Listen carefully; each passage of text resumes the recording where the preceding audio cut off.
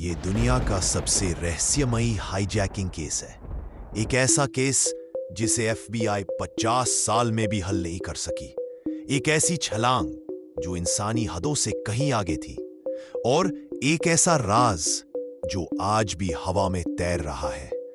आज हम फिर से जिएंगे वो दिन, वो फ्लाइट और वो शख्स जिसने आसमान को अपनी पनाह बना लिया। 24 नवंबर 1971, Portland, America. North west Orient flight 305, एक छोटी सी कमर्शियल फ्लाइट सिर्फ 36 यात्रियों के साथ सियाटल जाने के लिए रनवे पर तैयार थी। सब लोग ऐसे बैठे थे जैसे हर रोज का बिल्कुल आम सफर हो, लेकिन 18C की सीट पर एक अजीब सी खामोशी बैठी हुई थी। एक आदमी, सूट, टाई, काले चश्मे और चेहरे पर एक ठंडी सी सख्त नजर। और फिर एयर होस्टेस के हाथ में वो नोट आया। पहले उसने सोचा कोई फ्लर्ट कर रहा है, लेकिन जब उस आदमी ने बिल्कुल सीधी आवाज में कहा, मैडम कृपया ये नोट पढ़िए, मेरे पास बम है, उस पल फ्लाइट का हर यात्री बेखबर मौत के बिल्कुल करीब बैठा था। नोट एक औपचारिक डिमांड लेटर था। मुझे $200,000 नकद और 4 पैराशूट चाहिए। एक हाईजैकर जो इतनी शांति से अपनी डिमांड दे रहा था, यह बहुत असामान्य था। कूपर सिगरेट पी रहा था, विस्की ऑर्डर कर रहा था, जैसे वो कोई वीकेंड फ्लाइट एंजॉय करने आया हो। टावर को मैसेज भेजा गया, एफबीआई सक्रिय हो गई, लेकिन कूपर के चेहरे पर जरा सी भी बेचैनी नहीं थी, जैसे हर सेकंड, हर हरकत पहले से प्लान की हुई हो। एफबीआई के लिए सबसे उलझाने वाली बात थी पैराशूट। हाईजैकर हमेशा पैसे या होस्टेज मांगते हैं, पैराशूट नहीं। क्या वो किसी को अपने साथ लेकर कूदेगा? क्या वो ब्लफ कर रहा है, या ये एक मनोवैज्ञानिक जंग थी? खौफ के मारे एफबीआई ने उसकी सारी डिमांड्स मान ली। प्लेन सिएटल उतारा गया। कूपर ने एक एक यात्री को सुरक्षित बाहर निकलने दिया। किसी को कोई चोट नहीं, कोई पैनिक नहीं। अजीब बात यह थी, हाईजैकर कभी इतने प्रोफेशनल नहीं होते। कूपर बिल्कुल एक अनुशासित सोल्जर की तरह बर्ताव कर रहा था। रैंसम कैश लाया गया, पैराशूट दिए गए, प्लेन को फिर से फ्यूल किया गया, और फिर कूपर ने पायलट से कहा, प्लेन को मैक्सिको सिटी ले चलो, लो एल्टीट्यूड, धीमी रफ्तार और लैंडिंग गियर नीचे। यह आदेश कोई आम इंसान नहीं दे सकता।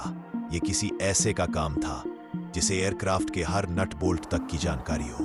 रात 8:13, कॉकपिट ने अचानक एक हल्का सा झटका महसूस किया, जैसे प्लेन का वजन थोड़ा कम हो गया हो। वो वही पल था जब डीबी कूपर ने पीछे की सीढ़ियों से बाहर कदम रखा।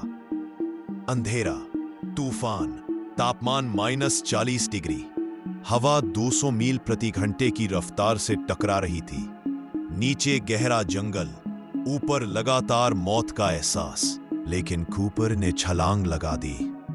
सिर्फ एक सूट, एक पैराशूट और $200,000 नकद के साथ। उस पल दुनिया का सबसे खतरनाक और दुस्साहसी भागने का कारनामा हुआ, जिसका जवाब आज तक किसी के पास नहीं है। जंप के बाद एफबीआई ने पूरा इलाका खंगाल डाला। हेलीकॉप्टर, डॉग स्क्वाड, सैकड़ों अधिकारी, लेकिन ना कूपर मिला, ना उसका पैराशूट और ना पैसा। बस 1980 में एक छोटे बच्चे ने नदी किनारे कुछ पुराने सड़े हुए नोट पाए, 5,800, जो रैंसम का हिस्सा थे। इससे सिर्फ इतना साबित हुआ, कूपर जमीन तक जरूर पहुंचा था।